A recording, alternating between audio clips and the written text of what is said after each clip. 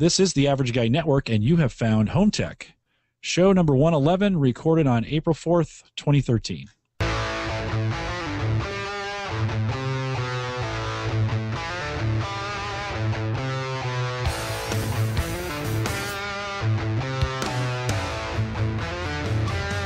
Here on Home Tech, we cover all your favorite gadgets that find their way into your home, news, reviews, product updates, and conversation, all for the average tech guy. I'm your host, Jim Collison, broadcasting live from the AverageGuy.tv studios here in Bellevue, Nebraska, and we post the show with world-class show notes each week out at the AverageGuy.tv. If you have questions, comments, or contributions, you can contact the show. Just send me an email at podcast@theaverageguy.tv, and several of you have been doing that recently in response to our home networking series. If you missed that, you want to head back the last 4, besides last week, but the last 4 we all did on home networking.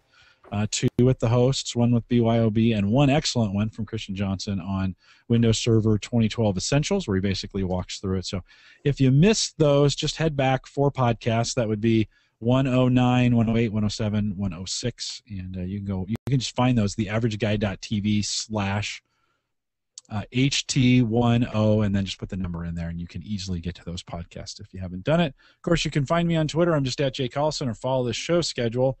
I haven't been as faithful on that Twitter account, but that's just the Average Guy TV. You can also join us live for chat during the show over at the AverageGuy.tv live. It's right next to the live stream window on that side. No, which way? That way. There we go. On that side, the chat's over there. So no need to log in. Just jump in there, and you can join us there. You can also watch us on YouTube. Oftentimes the resolution's a little bit better on YouTube. Just if you're watching live, just go down there. Just make sure you stop this one and start the YouTube one. Oh, you know what? I forgot to embed the YouTube one, guys. I'm sorry about that. So for this show, yeah, I got busy talking to Rich, and I forgot to do it. So if you want to watch it live, you have to go out to YouTube and search for it, or Google+. Maybe if you go out and look at the stream on Google+. I apologize for that. Each week I try to put that out there, and that's one of those code things that I forgot to do tonight. So, but it's always available at youtube.com/theaverageguy.tv after the fact, actually right after the show. That goes right out there. So thanks for coming out. If you're listening live, thanks for coming out. All right, tonight I've got Rich O'Neill. Rich has been super busy over the last couple 6 months of going to school. And Rich, how are you? Good, Jim. Tired. Yeah. Not good. Yeah. Well, it's good to see you. I know you've been super busy with school. You took a class last semester, right? Yeah, I did. You guys are on semesters there. You're at University of Southern Maine. Can I say that? I guess I already did. Yeah. University of Southern Maine in Gorham, or Yeah. Gorham, as they really say. Gorham. Yeah. Gorham, Maine. Yeah, yeah, go ahead. No, what'd you take last semester? Well, I took web development, so it was fun. It was kind of fun. It's funny. I say it was fun, and it was really cool. And after it was all said and done, but I cannot tell you how many times I was just mumbling and grumbling to myself trying to get these things to work. HTML, when you're first learning it, and maybe even after, it's pretty interesting. The teacher says, write this, and do this, and it's going to look like this. And you try it, and it doesn't look like that, and you struggle to figure out why it's not working, And then you figure it out, and then you bring up another browser, and it doesn't work on that browser the same way. So HTML is a lot more to it than meets the eye. Yeah. But it was good. I really liked it. Your final project was what? What did you have to do for that class? My final project was to develop a website for a business. So I developed a website for my granddaughter's godfather, who had this, who still does. In fact, he never did take up my website to use yet. I've got to hit him on that. I got to hit him up on that. I know, dude. That was good. Yeah. Well, yeah. He had this really interesting, with air quotes around that word, kind of website, and it was pretty. It was a good candidate for somebody like myself to take and redo. Can you show it? Can you screen share the before and after? I don't know. I don't know if I can screen share it. I could throw a link in here. Let me see. Okay.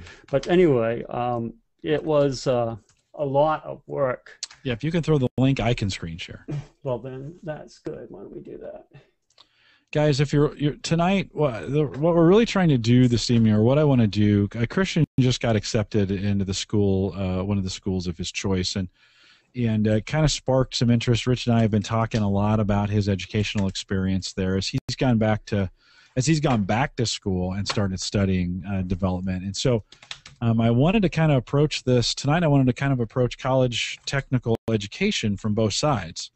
And so we're going to talk a little bit, we're going to talk with Rich a little bit about his experience of going back to school and kind of picking it straight at a development, jumping in right at a developer level, or taking, developer classes, which we all know, well, maybe we don't know. If you don't, developing is only a small part of the curriculum that comes in a computer science degree. So talk a little bit about that a little bit later. But, so Rich jumped in as doing HTML work, and that, okay, so Rich brought that up. Let me, the bottom one, okay, this is the bottom one is before. Yeah. Okay, so let me do some screen sharing here, and I will share this. Let's see, we want to share, what do I want to share? I don't want the full, I guess I'm going to have to do the full screen. So we'll bring that up there. No, that's not what I wanted to share. So let's try it again. So this would be great when you're in YouTube. And again, I apologize, I didn't get the YouTube stuff done exactly right. Let me pop that to there. Okay, because this is such, let's see, screen share. Oh, there we go. Okay, so let me pop that in. Okay, so Rich, it's up on the screen now. So this is kind of the before shot, right? That's the before shot. Yep. And kind of as we walk through this, it's a really basic website. Just kind of a really wild color scheme, and just a number of things that, while you can read everything, it's all legible. It's just it was a really good candidate for somebody to take and redo and maybe do something better with it. Yeah, and so in this case, a PDF. Click on the PDF there, and it just opens up a PDF of the menu and the PDF itself, is just fine too. But it's kind of odd because when you go to like Domino's, they don't say click here and then they put a big icon. It says PDF. It'll say menu with an underline. Click here for our menu. So then, just a lot of things that, go ahead. Yeah, on the bottom here, some interesting links, so you can get a live, and how do you pronounce this? Kennebunk? Kennebunk, yep. Kennebunk Beach webcam. doesn't work. Okay, and then a link to the Kennebunkport Chamber of Commerce. Yep, always good. Down there. A map of where they're located, which is nice. And then this is kind of cool. Probably a feature of MapQuest. You could click on their address here and add your address and get directions from your place to there. So, okay, so that's the old one. This is fairly standard development from years back, right? I mean, this is something it does kind of have an old school look to it. Yeah. Okay, so then that's the before, and then let's look at the after. Let's see if this switches. There it goes. Look at this. And this is Rich. This is what Rich did. Is that open far enough that it's... Yeah, it's a little bit off the bottom, but that's okay. Go ahead. I'll let you. I'll tell you, there are things I could go back and tweak it probably to make it fit the page a little bit better by default. And if he ever gets around and tells me, yes, hey, let's put this in, live, then I will go ahead and do that. But if you're listening to the audio, if this is audio only, you might want to pop over to YouTube when you get a sec and catch. We're showing the screen here on, so head over to youtube.com/theaverageguy.tv and check this out. I just want to comment about one thing, and you can go ahead and run through that. He did not have time to give us any input on anything. So I threw a lot of things up here as sort of like placeholders in a sense. So this thing that you see, this little slideshow thing here with the children's menu, and then back to the shot of the pizza and the name of the place. That is just stuff that I just came up with. We actually went to the restaurant and took a shot of the pizza. We ordered a pizza, set it on the table, took a shot of it, and let me tell you, we really noobed it on that one, because we had, instead of setting the pizza down on like some solid color background, it was set down on like a tray with a piece of cardboard and something shining on it, and it was like, oh my God, what a nightmare in Photoshop it was just to get that pizza image look like it does now. So yeah. Well, you did a nice job there with I mean, a huge difference between the two, and so folks can come in. I mean, I think the colors are more coordinated. I like the way the menu pops here, and this is just straight HTML, right? I mean, this is no HTML, CSS. Yeah, the only time I even popped it into was when into Dreamweaver was for this here, and I ended up pulling out a lot of the code. I gotta be careful here because I want to call it crap. The code that Dreamweaver inserted. So they do things like when they create their classes, they just name it generic names. Something class 1 or something like that. And so it's like it's not really helpful. So, but yeah, I love the menu that you got going on here. So I can come in and just slide those pieces up, and they scroll within. I think the only thing, maybe if later you go back and fix it, that would auto open to be long enough to fit all the content without the user having to scroll. And there, that would be nice. Good input. Yeah, good input. Most of the menu that we have, and this is making me hungry. Most of the menu that's in here does fit, but and it makes sense to be able to scroll. That would be something somebody would do. So. Rich, what do you think? What was the most challenging piece of this, do you think, in getting this done for you? I mean, what made it the most difficult, do you think? Certainly, you mentioned, was it the fact that not every browser the renders things exactly the same? There were some challenges. I'll say there was probably a couple of challenges that were about equal in degree. The first challenge was really hard. Was what do I want to do with this? I mean, I had an order from the teacher, requirements from the teacher for this project to create an about page, a home page, and then maybe, I don't know, some other page. So we had to have a 3-page minimum. This is 4 pages. And since I didn't have much to take from that other site, I mean, there really wasn't a lot there to take except for the PDF menu, which I think probably Coca-Cola did that for him. The vendors will do stuff like that. Right. Yeah. There really wasn't much to take. Yeah, there really wasn't much to take, and there really wasn't a lot to go by as far as design. I mean, really, there was nothing. So I, never done this before, so I'm trying to make stuff up. And so I'm looking at Pizza Hut, and I'm looking at Domino's, and to get the idea of what do these guys do, So what I noticed is that, a bunch of things. Like I noticed they use primary colors. I noticed that the page didn't scroll. Once you opened it up, once you clicked Domino's, I mean, there it was. You didn't have to scroll. There was no scroll bar needed. It all showed up right there. They don't want you scrolling. They want you to be able to see everything, as soon as you go to that page. And so compact, but yet effective. And they use bold colors. It seems like they tended toward the primary colors for this. What else? Yeah, what else do you see in there? It's Rich, as you think back to what you did there. Hold on one sec here. I'm getting an echo again, so let's just turn that off. Okay, let's go forward a little bit. What class are you in right now? What are you taking right now? I am in Java programming. Okay, and you're just taking basically one at a time, right? I mean, that's yeah, one at a time because I work full time. So that's kind of fun too, and it's another one where you're mumbling and grumbling to yourself, and then you get it done, and you feel like wow, what a great job, and all you really did was create a graph that showed you plot the height of ball bounces and successive ball bounces if they have like a 4/5 bounce factor, something like that, and then, stuff like that. But I mean, it's a challenge. Hey, do this. Can you do this? Can you write some code that will do this thing? So a lot of thinking, a lot of logic. It's really fun when you get it done, but the tests are starting to bug me. They're wearing on me because we just came back from a week break. And before that week break, had I taken the test, I probably would have just, I don't know, I feel like I would have flown through it.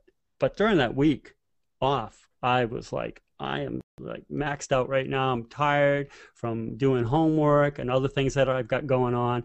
I'm just going to chill out for this week and just, whatever.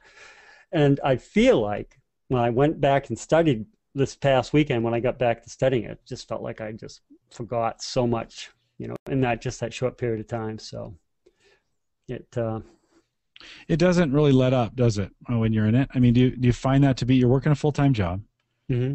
and you are, you're also, you're trying to do a class at a time, yeah, and get that done. Have you found it harder than you expected it to be when we first started talking about this last summer, and you were telling me you were going to do something like this? Did you think it was going to be this hard? I actually did. Actually, I thought it was going to be harder than this. I did. I was kind of apprehensive. I'll be honest with you. I was kind of fearful of how it was going to go. I dropped out of high school, okay, way back in the mid 70s, okay. So I dropped out of high school and then I joined the Navy. And while I was in the Navy, I was a radar tech, and I got out of the Navy and I basically went from there into what could have been a good job, like I could have gone and maybe applied at Raytheon or something like that, I joined a band. Join the band. The path you should not have taken. Yeah. So, a series of, let's say, sidetracks and, but anyway, yeah. So I forget why I went down that road, but. Well, I mean, so you were kind of progressing with the thought of, okay, so you have, and by the way, if you're watching live, sorry about that. I should have lost the entire stream right there, and I was able to save it. So if you're watching on live stream, we lost you for about 15 seconds, but welcome back. YouTubers, you should have been okay, and had some things lock up on this side. That hasn't happened yet before, but sometimes it happens. Rich, you're kind of walking through a progression. I guess the question I want to ask you, yeah. So you didn't complete high school, but you did, right? I mean, at some point you had to complete. You spent some time. Yeah. You spent some time in the Navy. You got out and did a band. You kind of you lived your life, right? What at this point in life, what made you make the decision to start school again? Well, I met my girlfriend for one, and it was one of these chance meetings.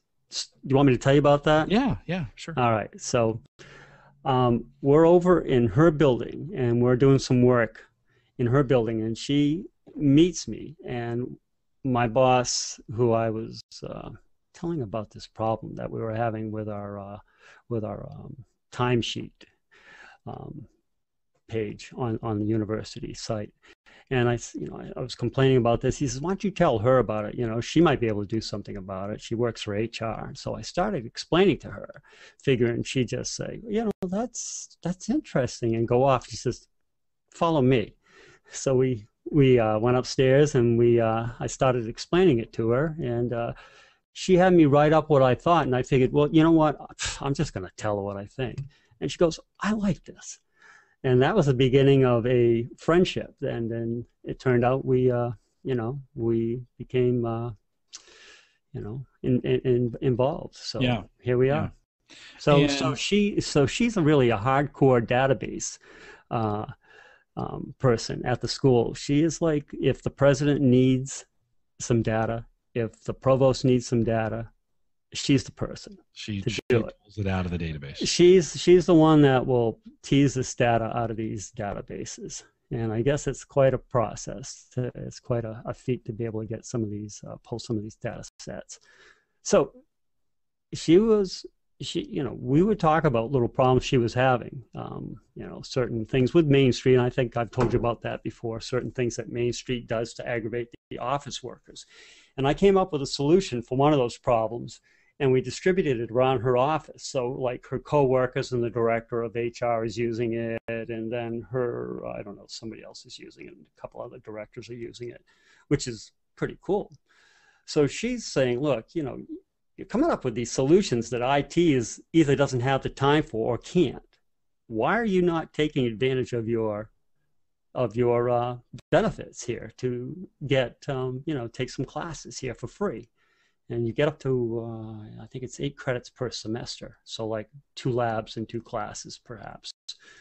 So I says, okay. I says, I'll give it a shot. And I mean, I'll tell you, I was just really nervous because all my tech that I have ever really learned has been from just hands-on and, you know, reading things, trying it, failing, trying it again, failing, and then finally finding the solution. So a lot of trial and error, a lot of working out things on my own. And so I was kind of excited about the idea of having like a structured opportunity to have a structured environment to learn something. But at the same time, I'm thinking like, oh, Jesus, now I'm going to get graded. You know, now I have to worry about grades. Yeah, you know. Yeah, when you're working it on your own, that you don't have a timeline, right? You can, if you want to just set it you want to work on this for months at a time. Who cares? You know, you're having a problem with the virtualization. Who cares? Just keep working on it. You know, but at school, you know, I mean, you got schedules, right?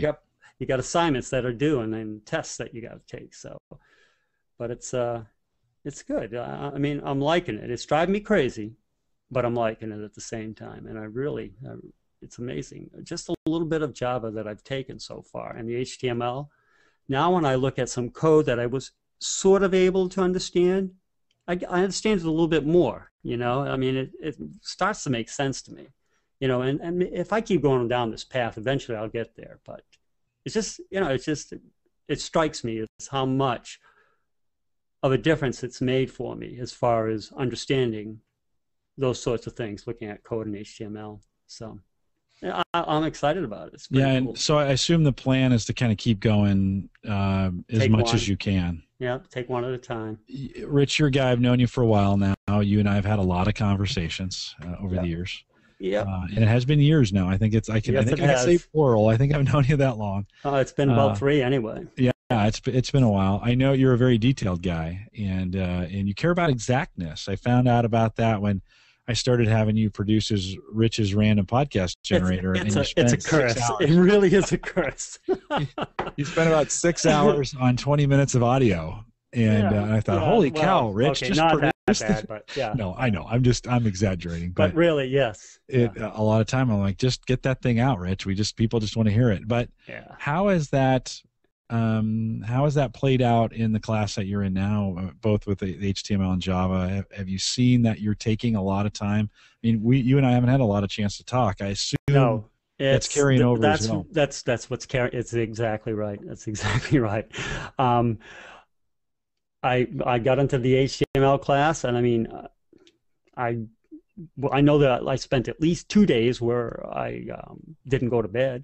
I stayed up through the night and coded to get projects done. And it's not because I was putting it off. It was because I would get off on a tangent on something.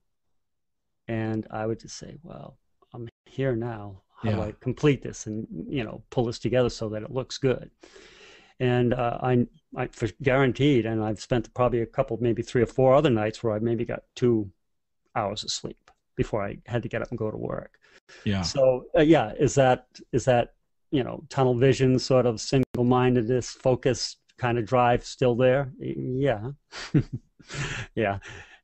And it's kind of interesting. It's kind of a pain in the neck. I'd like to be able to not do that anymore. I'd like to be able to, you know, a lot of people that are you know, good at doing these sorts of things, they don't, you know, they go through periods when they need to, but they're much more balanced. And I would like to get to where I was more balanced so that I wasn't like totally wiped out for weeks at a time.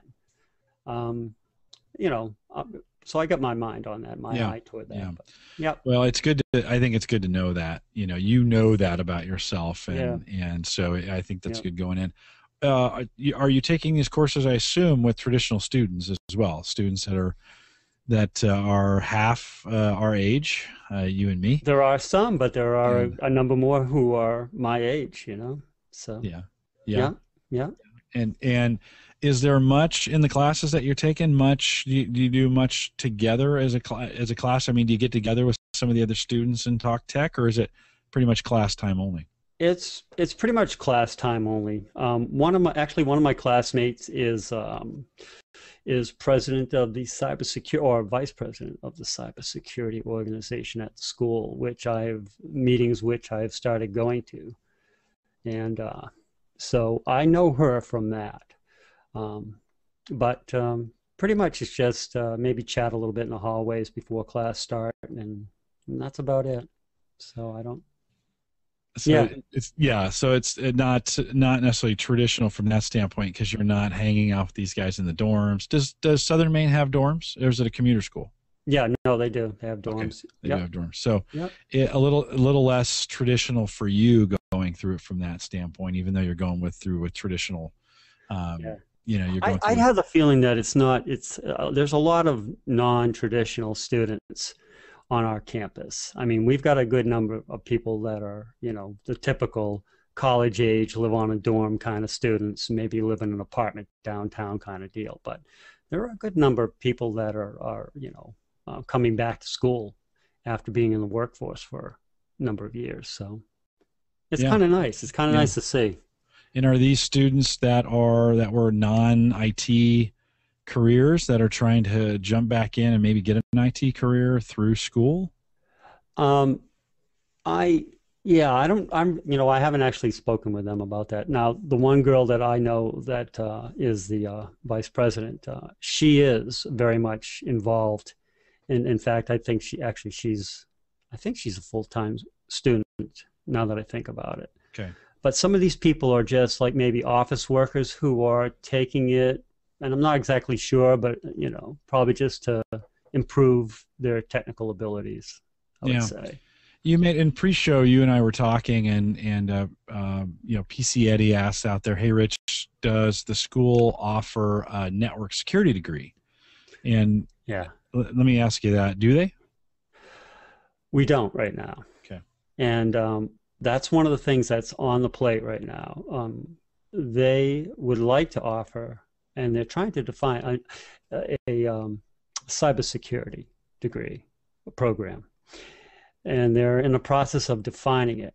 And because, I think everybody knows there's a lot of need.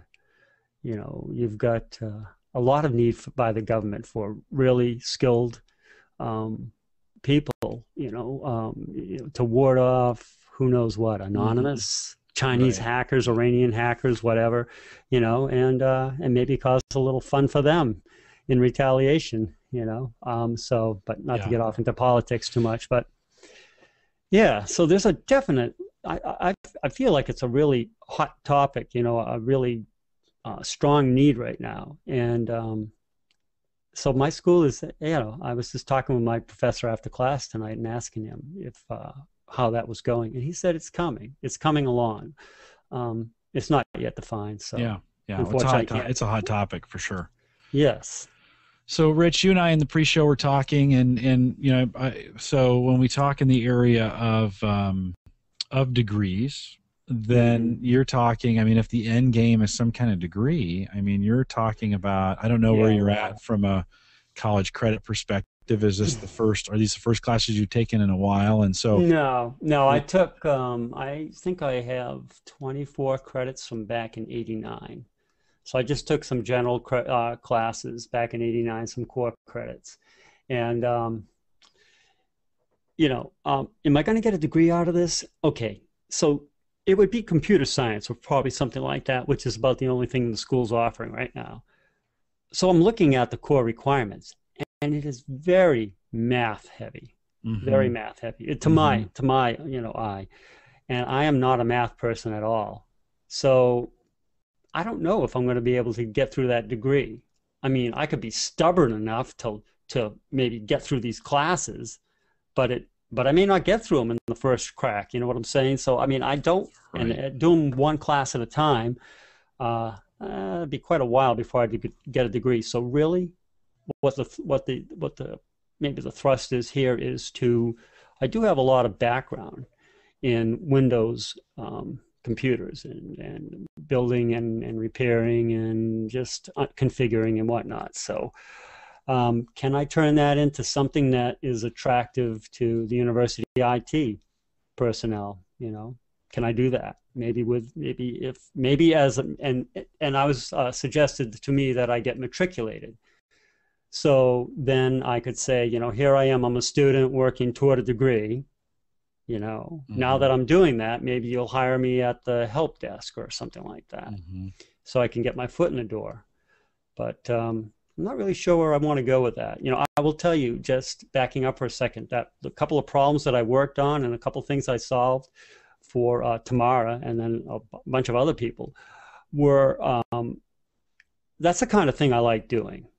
You know, you have a problem. What is it? Let me see this thing. Okay, let me define this thing in a nutshell. Okay, let me look at this, see if I can come up with it. That's the kind of problem I like right there. You know, do I want to design a network? Oh, forget it.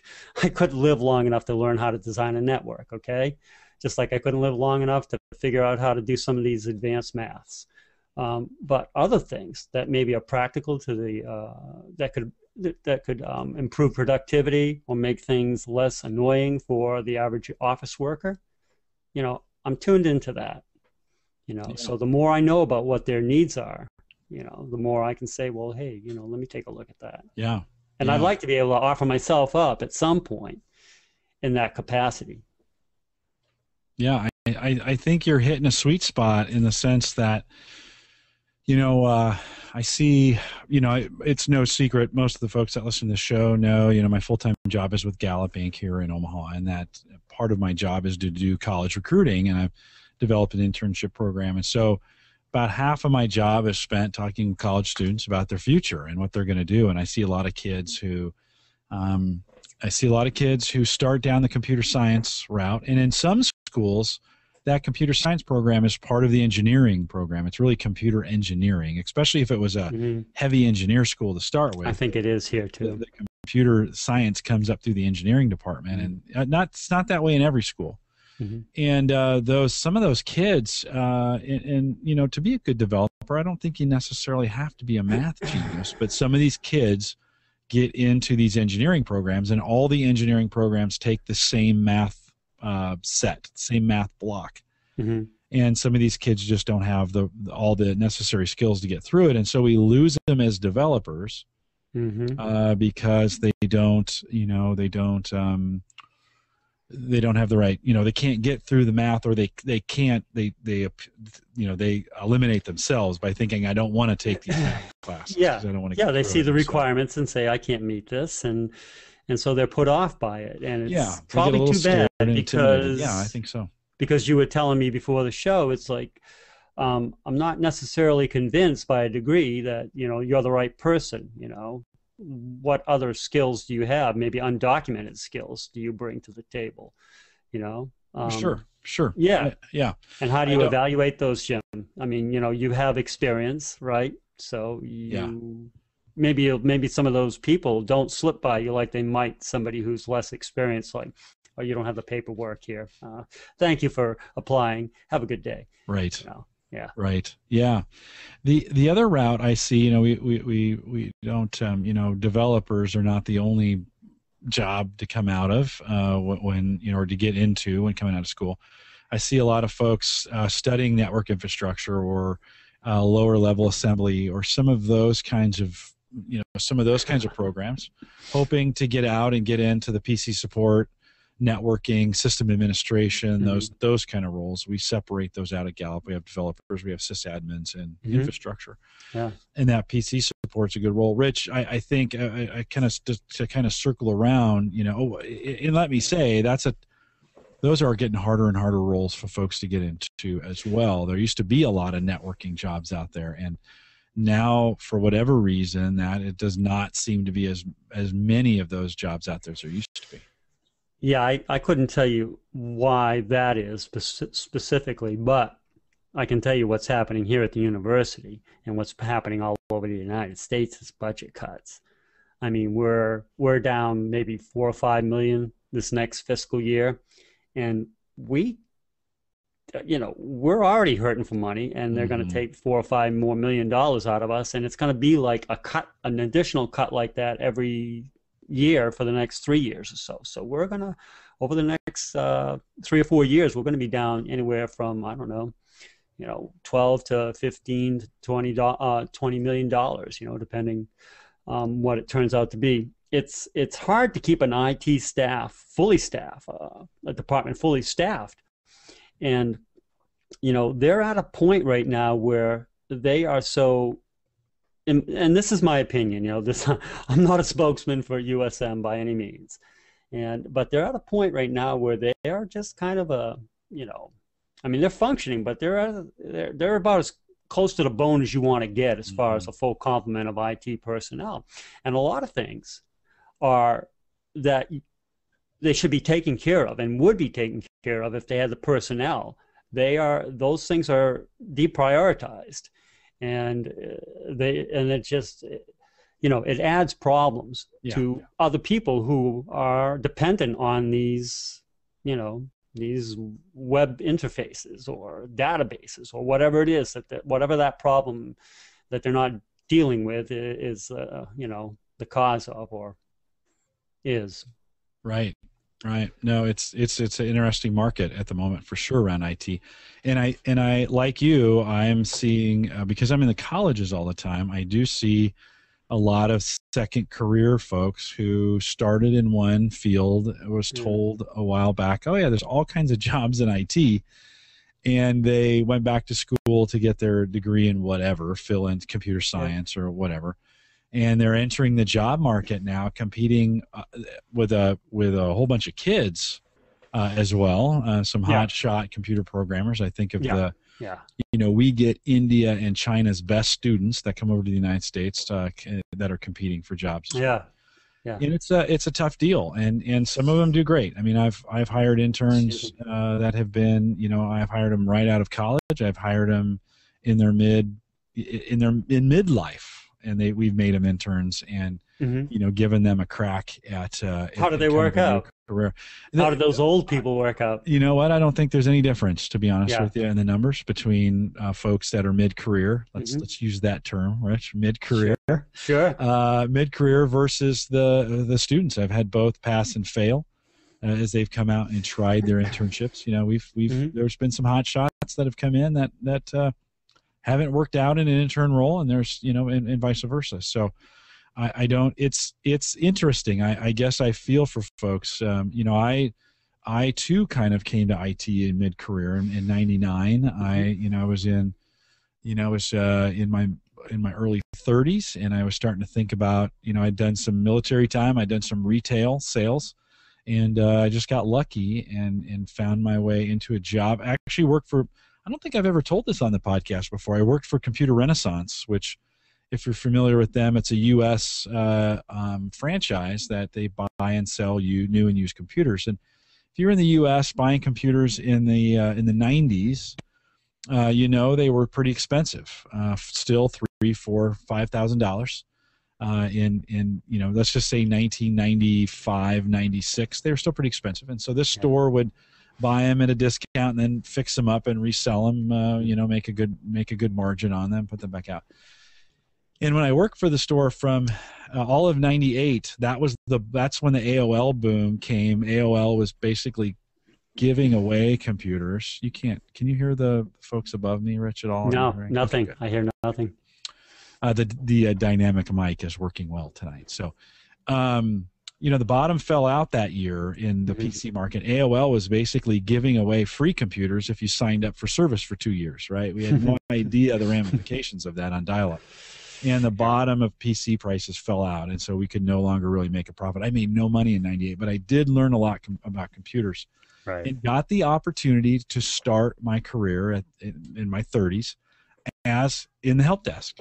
And because I could fix computers, because I was, I had that experience at Computer Renaissance, and I'd worked at the bank before and understood their systems, they brought me back in to start with, starting at the help desk with PC troubleshooting. And that worked into a job of doing a platform admin. So they're CRM system I administrated then at that point, and upgraded it and took care of it, and then started writing some reports with Crystal Reports, and that got me entry into the database world, where I started figuring out what relational databases were. And that job led me to work in the data warehouse of our bank. We were building a brand new a $4 million data warehouse. And I got an opportunity to write SQL queries against an Oracle data warehouse to pull data out. So, one thing led to another. My degree, I have a degree from Grace University here in Omaha, which is a Christian liberal arts school.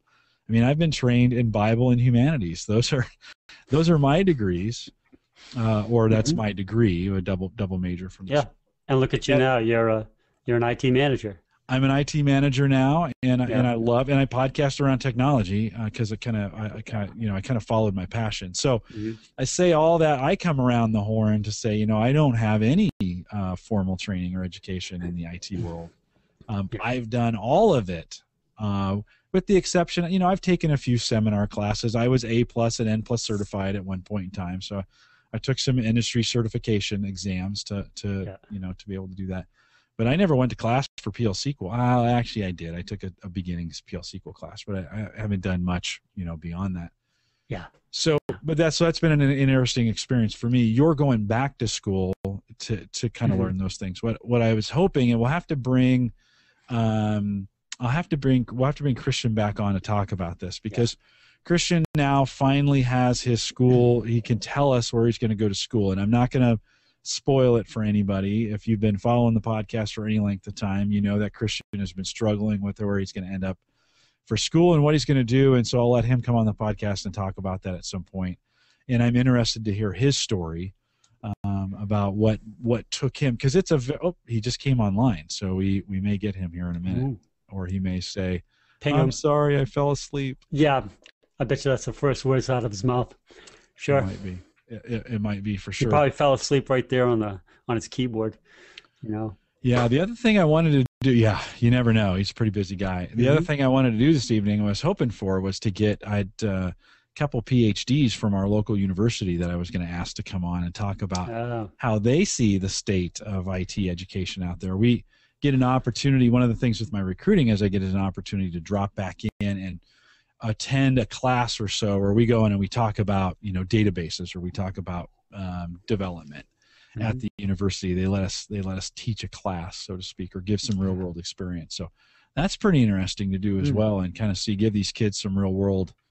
I think and my demographic is not college students, so this will probably fall on deaf ears, right? My demographic is all of us, all us middle-aged guys that grew up in the 80s and 90s, and if you're younger than that, hey, I appreciate you listening to the show. But the number one thing I tell, so we all have kids maybe going into college, so maybe this will be applicable there. But one of the number one things I tell these kids when they go to school and they're computer science majors, especially the American kids, the international kids get this, the American kids don't, is that when you're in school, you better be doing some kind of development outside of your schoolwork, because it's a super competitive world out there, and the last thing you want to do is get out of school with a computer science degree and not know how to develop. If you want to be a developer, you've got to have some projects that you're showing your prospective employer that, and I think you got to do it outside. Rich, you and I have other full-time jobs. We do this podcasting because we love to do it. And they need to be doing, if you love to develop, you should be doing some projects outside of school. And there's plenty of stuff to do out there. Yeah, I can see that. Yeah. Yeah. So where's Mr. Johnson? I don't know. He popped in. I see him green. I was going to say something, and I forget what it was, but. Well, you know what? We're coming up on the hour, and so even if he jumps in, I want to give him some ample time. So we'll see. Let me ping him real quick. Okay. Anything while we're waiting for Christian maybe to pop in? Anything in chat? Did we strike a nerve with anybody? Did we, anything or questions? Rich, I love your story. I mean, I think it's just I applaud you for making the effort to go back to school and really do something that's your passion. I mean, you're very passionate about the tech stuff that you're doing. Yeah. I wanted to tell you that, we talked about like where would I be glad to maybe jump in, and sure, I'd love to jump into the help desk. I'd love to learn what it is that they have to put up with. Okay, say it that way, I guess.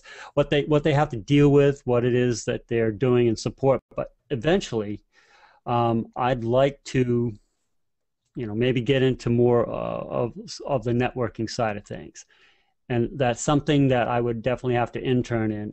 That's not anything that I'm strong in at all, but it's something that I would like to know more about. And as far as I understand, the school, we are still on the Novell login system here. We're still on Novell. Still using Novell. Yep. Wow. And the word is we're getting away from them and just going strictly with Microsoft, so with Windows. Mm-hmm. So they're talking about at some point having some virtualization technologies come into the school. And I think they're getting tired of managing one-off PCs with everybody with their special configurations and software and infections going on. So, I think they're looking at being able to do more with less, which is apparently what we're going to have to do. So I guess the idea is if you can really put in a good virtualization plan, implement virtualization properly in the school, then you can manage things a lot better, better, and just have less problems. And I don't know. That's where the school's headed. And well, there's another movement too, right? Of bring your own device in, and let people be productive on their iPads or their own laptops. And I think they talked about that too. Yeah, segregating those. Giving them enough access to the systems that they can get their work done, but not so much access to the systems they can bring viruses and stuff in. Right. And so PC Eddie out there in chat's talking about, or he's at UNCC, and it looks like they're moving off Novell. Man, we had Novell at the bank in 1999 when I was there. We moved off that in probably 2000. Well, probably when the bank was acquired, they moved off of it. So 2005. I don't think they really got rid of it until they were purchased. Well, it's such a good thing we didn't really want to part with it, Yeah. Yeah.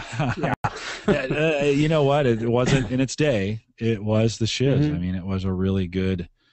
It did its thing, and it causes Tamara all kinds of fits and starts when she tries to just access our local printer here on the network. Yeah. Yeah. If she's logged into school. If she's logged in remotely to school and she can't. It's just a total fist fight, and she can't. She's got to log off and then log in here locally. So well, but that gives you the much like our bridges and highways have needed a lot of maintenance due to lack of infrastructure updates over the last 25 or 30 years. You're going to start seeing, to your point, a lot of organizations that are going to have crumbling IT infrastructures because they've cut corners. They haven't made the right infrastructure investments to get up to speed with where they should be. And it's funny, as I talk to people, I'm very, very fortunate because at Gallup we're very, very forward-facing. Almost all of our versions of everything are the most current. We have very little old technology. We've got some great folks behind the scenes that keep us very, very current. I mean, we're already talking about deploying Office 2013. I'm on the team that's upgrading our SharePoint, and to the newest version. We're going to hold off a little bit on Windows 8. I think at this point that may be the one thing we don't jump onto right away. We're deploying laptops with solid state drives. I mean, it's really cool to work for that kind of organization. But I'm very, very, very fortunate that we're in that. We're in that kind of environment, and I get to stay on top of some of the most current technology that's running. That's not true, Rich. You know that for a fact, right? That's not true in every organization, especially in schools, government, nonprofits, right? Yeah. Those three are difficult for folks to keep up. We are just jammed. Yes, exactly. We are tied by the lack of money, and we have like a 3-year, turnover policy for new PC, for a PC. So 3 years, replace. That's not too bad, though. Well, no, that's the policy. Yeah. It doesn't mean that's not what really happens, you know. Oh, I got you. No. What happens is that P4 is now down at the bookstore. Yeah. You know, so they're dealing with a computer that was modern in 2001, whatever. 2000. Right. Yeah. Well, and again, because I'm on the other end, which is great, and I get the opportunity, we change out our equipment fairly regularly. We also do an employee purchase program. And so, I can get a hold of a server class tower, and I think I got one coming that we're clearancing out. We're moving those on because we have other things come in.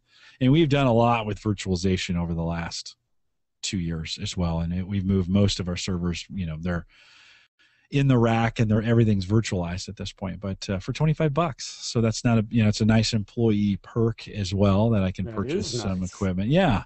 Wow. Yeah. So I'll have my new server hopefully coming in the next 2 weeks that Windows Server 2012 Essentials will go on to. I've been virtualizing it to this point, and I'm actually going to put it on some real hardware. And what do you have it running in? Right now, a VirtualBox, Oracle VirtualBox. Really? Yeah. And how's it working? Great. Yeah. Are you running domains? Yes. Or did you skip that? Nope, you are. Nope, I am. And it's not a problem. No, not at this point, but it's very isolated too. So well, there you go. I won't even bother with ESXi. Heck with that.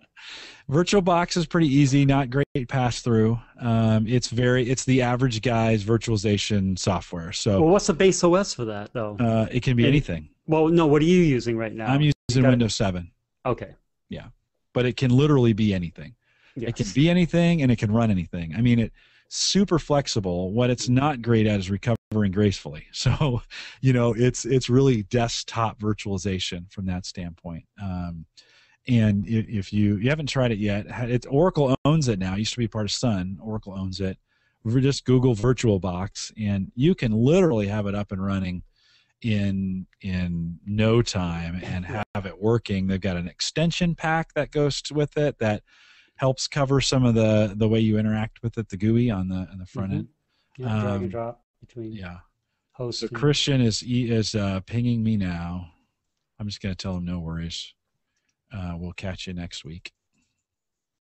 Sad face. Yeah, well, it's okay. He is a super busy guy, and that guy's going to run the world someday. So yeah, VirtualBox, your tech tip. He said perfect. So your tech tip of the evening, if you haven't, Rich, you've been dabbling a little bit with ESXi. No, Zen server. Yeah. And of course, we got a lot of support for EXSI in the forums over at homeservershow.com. If you're wanting to dabble a little bit into that, you can get it there. Or if you just want to try VirtualBox and give virtualization just a run to see what that's like, VirtualBox is really easy. Yeah, it's pretty nice. It's pretty nice. Cool, Rich. Let me go through some. Thanks for just telling us your story. I hope folks find that interesting. I find it terribly interesting. Thank you for asking. Yeah, I just love to hear your story, and of course, thank you.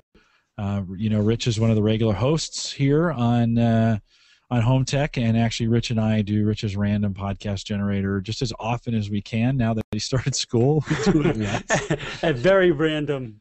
Yeah.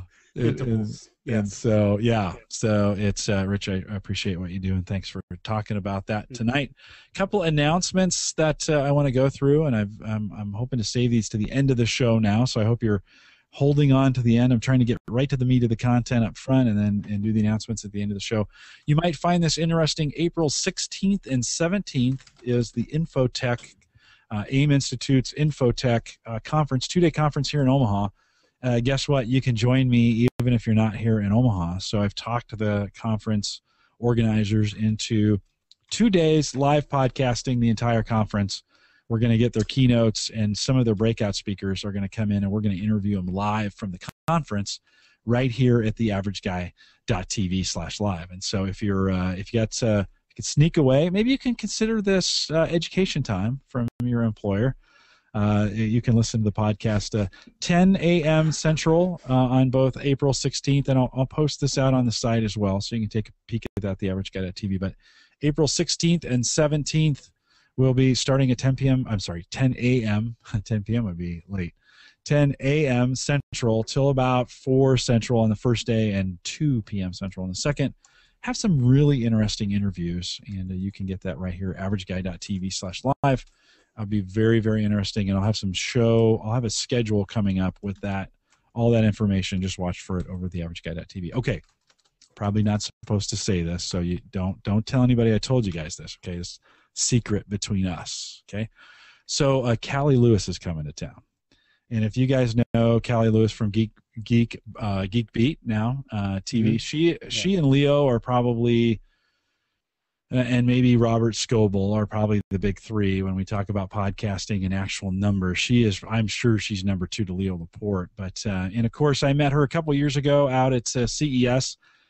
She was one of the very first podcasts that I started listening to and watching, and I just enjoy what she does and the kind of the tech stuff that she covers. She'll be in town here in Omaha on May 4th, it's looking like right now. And my contact, Mario Blandini, of course, she's a big Drobo advocate, and she'll be stopping in at the Drobo headquarters here, which now my son works at. John is working for EMS, who contracts for Drobo support. So if you call Drobo support and you get John, good chance that's my son. So that's pretty cool. Giving you the call there, and he's been working there for a couple weeks now.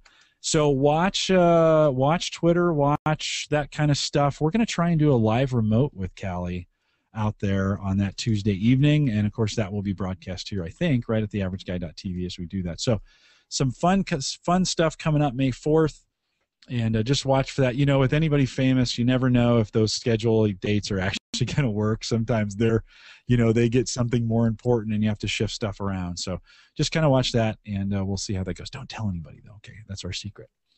Then one more thing. I was in Germany the last week, and actually last week's podcast is all about that. But I noticed last weekend that all the pictures from the Lumia 900 had not updated. So I talked about I would take a picture. When I got within Wi-Fi range, it would start uploading the pictures, which was really, really handy to a roll. So if you go over to the averageguy.tv/ME/Germany, all my Germany pictures are over there, and you can take a peek at them. But not all of them actually made it on the first go-around. I physically had to go in, check the pictures to see which ones had missed, and I don't know why they missed. My hunch is that I was going in and out of Wi-Fi, and maybe one was in the middle of uploading, and so it didn't get all the way done, and maybe the phone's not smart enough to know it didn't get done, and so it didn't upload that picture. I was going in and out of Wi-Fi a lot, so I don't know, but about 50 of the 500 pictures I took, about 50 didn't upload automatically, so I had to go back in there, manually update those. If you haven't seen them, you can go and take a look. Again, averageguy.tv/ME/Germany. Are you looking at those right now, Rich? No, I was checking out something. Sorry. Okay, checking out something else. That's okay. So take a peek at that if you want to see them. I will eventually probably take those down at some point, but if you want to go out and take a peek at my trip, you could do that, and it was a lot of fun. We used the Lumia 900 to make that happen, and we talked about it on show 110 last week. If you follow me on Twitter at all, you know that Microsoft, and it's terrible to have something that's announced on April 1st. Because everybody thinks it's an April Fool's joke, right? So my MVP status with Microsoft is always due on April 1st. So when that email comes out, I'm almost always sure it's the truth. But for the third year in a row, Microsoft has granted me an MVP status. Thank you. It's good to know that I can still work on a piece of software that's free. Ended. At least at this point. Of course, Windows Home Server 2011 is kind of the end of the road for the branding home server. A lot of that technology is picked up again in Windows Server 2012 Essentials, and many of us have kind of caught on to that as well. The home server name is gone, but the home server MVP will be around for at least another year, I think, and I get to be a MVP for one more year with Microsoft. So appreciate you guys. Rich, I can only do that because of the home server show. That's what keeps me in. I went down to Kansas City and taught some classes out of the Microsoft store, and we've done a couple meetups and stuff. But certainly Dave McCabe over at homeservershow.com has been a big support in that, and that kind of helps me do some things around the Microsoft community. So appreciate it. Appreciate that. And, of course, because you guys listen, appreciate that as well. One more thing, and then I'll cut you loose for the night. We actually kicked back up about 6 or 7 weeks ago our Financial Tech podcast. And I put a little note over at the Facebook page. By the way, if you haven't joined our Facebook group yet, you should. Facebook.com/groups/theaverageguy. You can join us out there. You have to ask for permission, and then I'll let you in. And we don't like spam, so don't do that when you're out there. So far, so good. About 60 guys that are very engaged in great conversation in Facebook. And so if you want to head out there and do that. But I posted the last link to the last show. We do, believe it or not, I do a 15-minute podcast. I know that's hard to believe, but 15 minutes, no more, sometimes less. Andrew Hunt from Guide Rock Capital and the Gallup Federal Credit Union comes in and gives an update on the market. We call it the weekly market commentary. Spends about 5 minutes recapping the market, about 5 minutes talking about something financial related, about 5 minutes of me and him talking back and forth, and we're done. So if you're looking for a podcast, if you like what I do, if you don't mind hearing me in one more podcast, and actually it's not a lot of me, it's mostly Andrew, check out Financial Tech. You can get that over at theaverageguy.tv. And, of course, it's available on Stitcher. And I talk about Stitcher each week. Of course, Stitcher is a great way to audio listen to the podcast each week for both Android and iPhone. It's available on all platforms, just about every platform that's out there. Just go to Stitcher.com, sign up for an account, search for either Home Tech or Financial Tech. Both of them are out there. And you can set them in your player, and that's an easy way to listen to them on your phone each week. Stitcher.com, search Financial Tech for that one. It's out there. And again, maybe the best 15 minutes or the most important 15 minutes of your week. Have a check on that. Financial Tech, Andrew Hunt and I doing that together. Love to have you listen. And if you got some feedback, jump into the Facebook group. That'd be a great place to let me know what do you want to hear about and those kinds of things. And, of course, if you always have comments, you can send me an email. podcast@theaverageguy.tv. All right, I think I covered everything there, Rich.